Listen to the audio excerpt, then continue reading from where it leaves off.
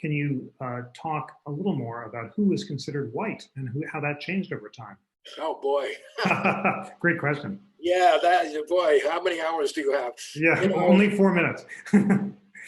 race is one of those things that is a powerful idea, but has no real scientific validity.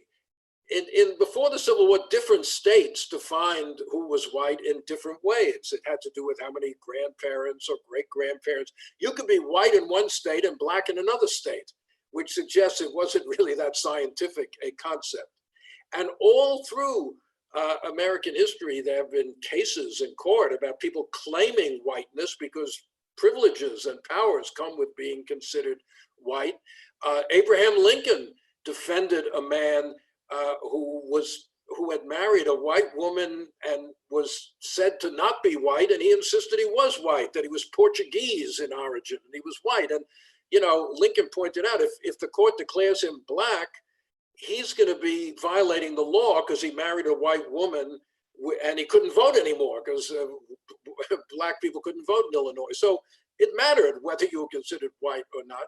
And I'll just give you one other example, the famous case of Thind in the 1920s. Thind was a guy from India who had emigrated to the United States and fought in World War I for the United States. And then he tried to become a naturalized citizen. And they said and he was denied that right because, as I said before, the naturalization law says only white people can become citizens.